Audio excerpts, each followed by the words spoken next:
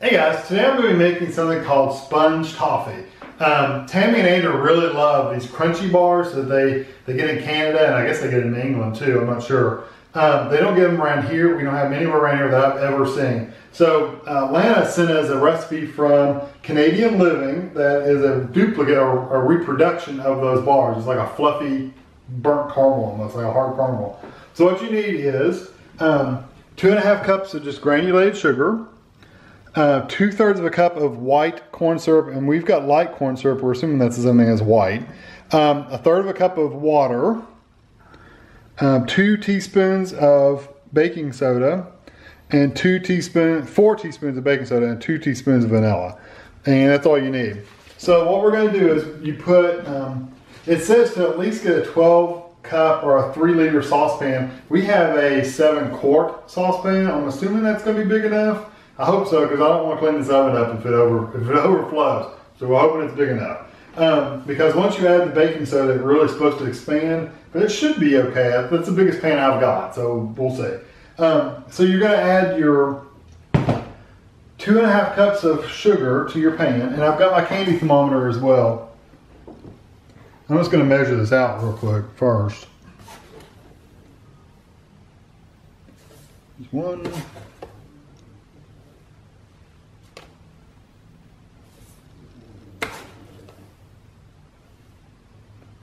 2 and then 1/2. Our sugar's got moisture in it. It's chunky. Okay, there's 2.5 for sugar, and your white corn syrup, and your water.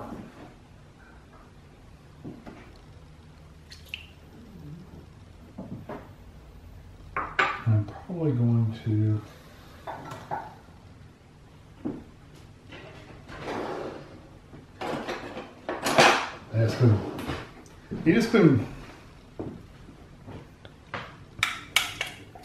I haven't made candy in absolutely ages. I haven't made candy, so this is kind of like a candy. It involves sugar and cooking, so it's a candy.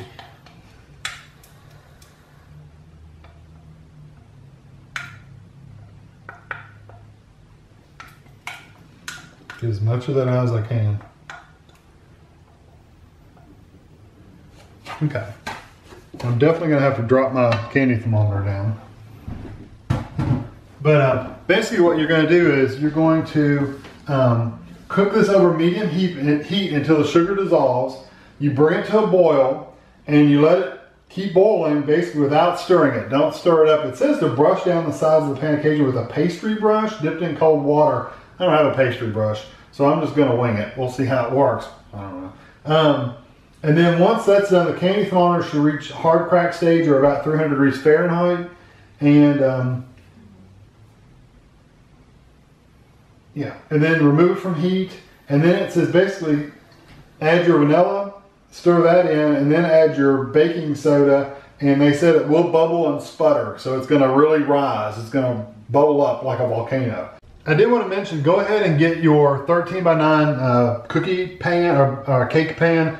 Line it with foil and spray it with just a cooking spray. It just says greased foil lined pan, so we just use cooking spray. But you want to make sure you get it ready first, because once you put the baking soda in there, you whisk it for literally like 5 seconds, just kind of stir it up and immediately dump it in there, so it doesn't go very long at all. So yeah, I just wanted to point that out. It's gone to a boil, and I've got my candy thermometer in there. It's at 234, 235 right now. It's gonna get up to 300 degrees.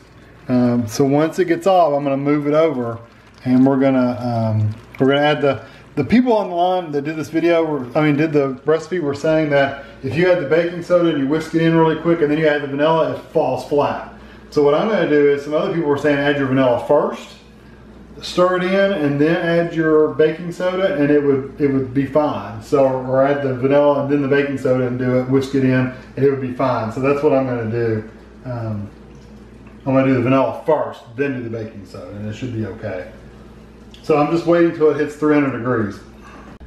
Okay, we're at 300 degrees. So I'm going to remove my candy thermometer, and I'm going to turn the heat off, and I'm going to take it off the heat. And I'm going to pour my vanilla in.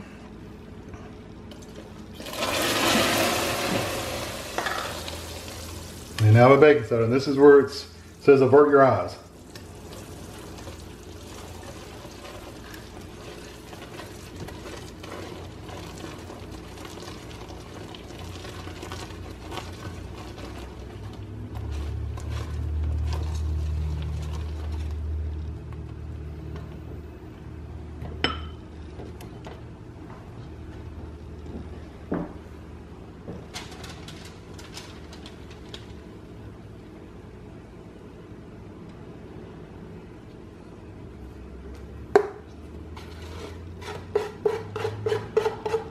Ooh, this pan's a little hot.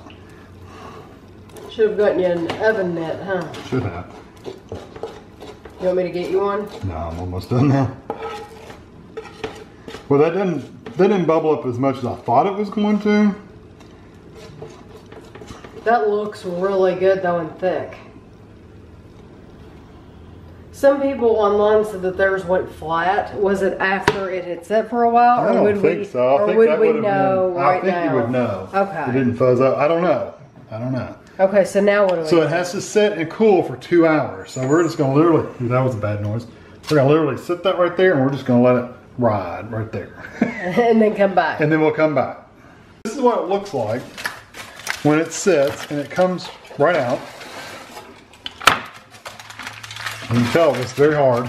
The directions literally just say break into 1/2-inch pieces. So it's very sticky on top. I've noticed that.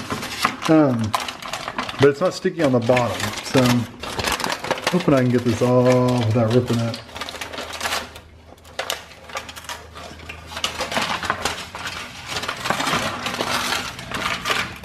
Yeah. I'm just going to break it. I mean, literally just break it. This is what it looks like on the inside. Looks pretty good. It reminds me of a Crunchie bar. Yeah, the looks of it. So I'm just going to kind of, my hands are going to be filthy after this, but I don't want them too small though. That's probably, yeah, I'll leave that for right now.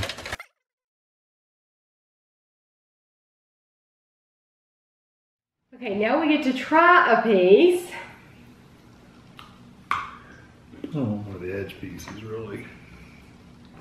Mmm.